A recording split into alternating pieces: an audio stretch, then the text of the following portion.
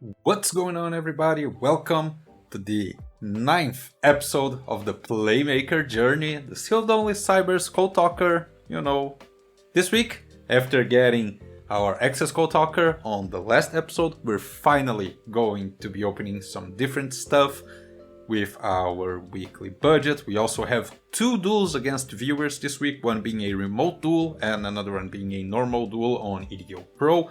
And most importantly, we have the Discord server is up right now. It's still a little bit janky, still needs some work on. I'm doing my best, I'll probably be working on it while you're watching this. But join the server, link on the description, come check it out.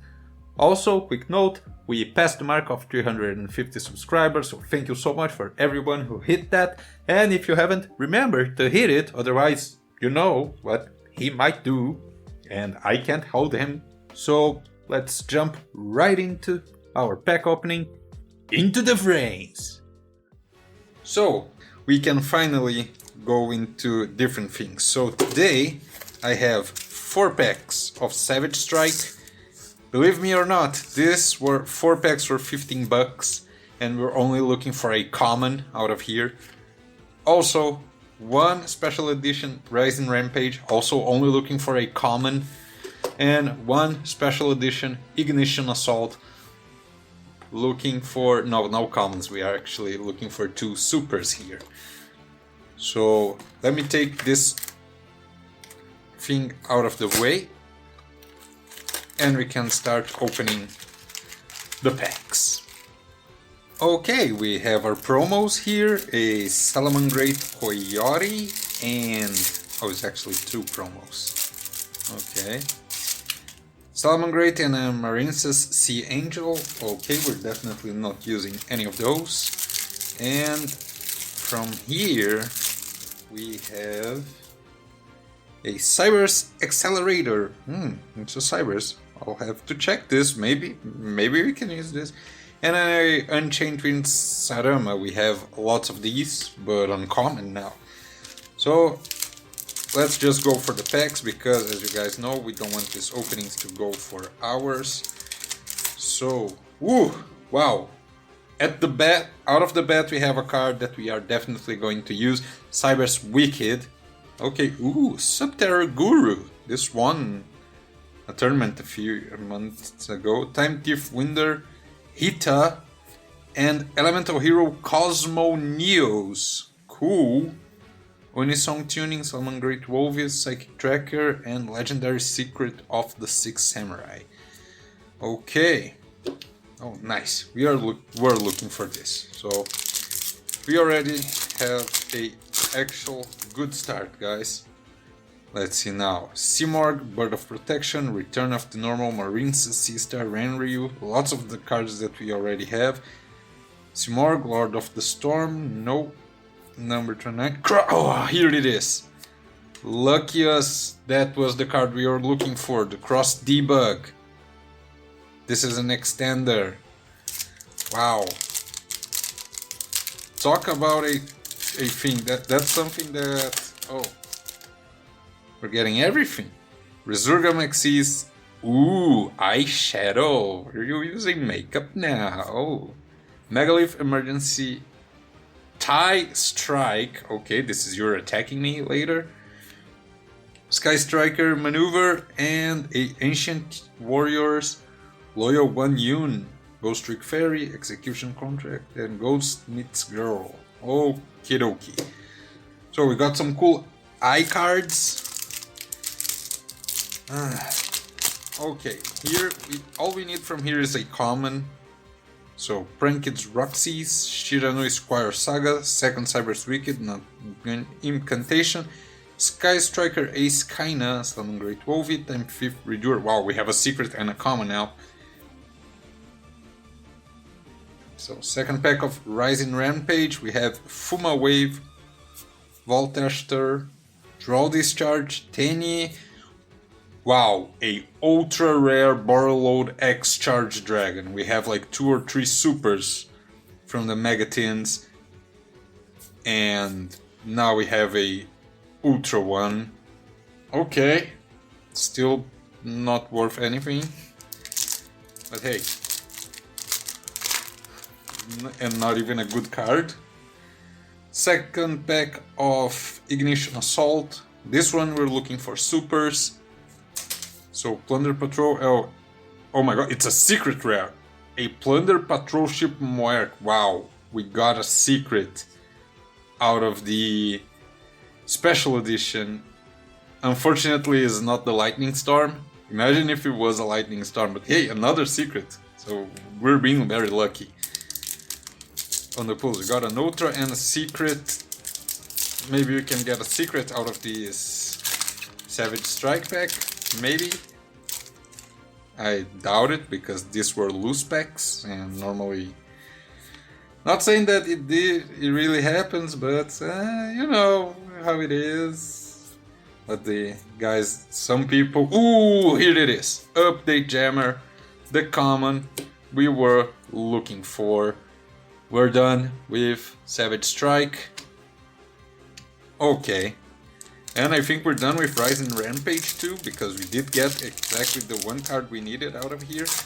So basically, yeah, this opening was actually very good. We got a bunch of the extenders that we were looking for. Yosenju, Fortune Vision, and a Morpheus, the Dream Mirror. Okay. Wow, we're very lucky, guys. We got one of the common that we were looking for out of Rise and Rampage, and we got the two commons we can use out of Savage Strike. We got a secret rare out of Ignition Assault. Like, wow, this is going very well. Shiny Black Sea, Megalith, Donibiro Etto Ignista, Ancient Warriors, and a Karakuri Super Shogun MDL. Okay. Well, we didn't get as lucky as we wanted on the Ignition Assault packs, because we do need two supers out of Ignition Assault, so we are definitely going back to Ignition Assault next week. Oh, here it is! The common, one common, another common that we needed out of Savage Strike. Oh, Cyberse Converter. Oh, perfect. Edge of the Rings, the Catch, Trickster, Agarpain. Oh, this is the guy that is banned, I think, right? Cyberse Integrator. Oh, you got Cyberse Synchro. Okay, I can even check that, but in the normal scope of things, this is what we were looking for. Mainly these three cards. And we can check Cyberse Wicked. I will need to decide, because this is Cyberse Tuner. But these three, definitely going for the deck. Not much is going to change from last week, but you guys will see. For the deck changes of the week, we have the addition of Cyberse Converter, Cross Debug, Cyberse Gadget, Update Jammer, Cyberse Accelerator, third copy of Schoolmeister, and second copy of Debug. Next week I'm going to do a full deck profile, just showing how the deck evolved from week 1 until this current point. For our first match, it is a remote duel against a viewer, Odd Eye Studios. Thank you so much for having the time to having the match. And he's playing Tri Brigade, Lurilisk Tri Brigade, also known as Powered Up. I don't know much about the deck, but I did watch MBT's video on it, so I have some idea. He starts by sending Fractal to the grave to send a Nerval, and then getting the Karas. Using the Karas, he goes into his Simorgh. Simorgh will allow him to get a Apex Avian during the end phase, and he didn't even use the normal summon because he did normal summon the Wind Barrier statue. So we are kind of in a complicated position. We get to normal summon our Balancer Lord and go into the battle phase and destroy the barrier statue, and during main phase 2 we decide to try to use the effect of Balancer Lord, but our hand was not good enough to support that decision. He negates the effect using his Apex, and we are obligated to just set a Cosmic Cyclone, which is not going to be enough to stop him during his next turn. He goes into lots of his Tri Brigade plays, getting a Ferjut and a Shroud. No, it's not Shroud, I'm sorry. I really don't remember the name, which is more than enough damage to finish game 1. So we side it up and we go into game number 2. For game 2, we choose to go first, which is kind of weird, but we go for the line of, hey, maybe I can get the Cynet conflict and set it up. So after doing some link plays as usual, we get to the point of Link Shokan Splash Mage, which is going to negate the effect with a Gamma. But we have a Monster Reborn in our hand, so we can bring Splash Mage back. And since we have Microcoder also in the hand, we can use it to Link Shokan a Accesscode Talker. This will trigger the effect of Microcoder of adding a Cynet spell and trap, and also going to trigger Cynet Codec in the field, allowing us to add a Gachiri at Tignister that we are going to summon by negating the effects of Code Talker on the field, Code Talker that was brought back by Transcode. So we set the conflict and pass back to him. He starts by special summoning Lurilisk Turquoise, which grants him to special summon the Cobalt Sparrow, and then he goes again into his Tri Brigade plays, gets to the point of a Seamorg and XZ summon the Lurilisk monster. At this point I decided not to use Cynet Conflict. I never saw a real opportunity for it because it's a good negation, so I decided to use it during my turn. So he goes for the battle phase and gets to destroy Code Talker because its effects are negated because of the Gachiri at Tignister, and also he gets to summon the Wind Barrier statue during the end phase. But, not exactly but we draw and normal summon a Cyberse Gadget, we Link Shokan then a Update Jammer, which is a wind monster, so the barrier statue is not a problem for us at that moment.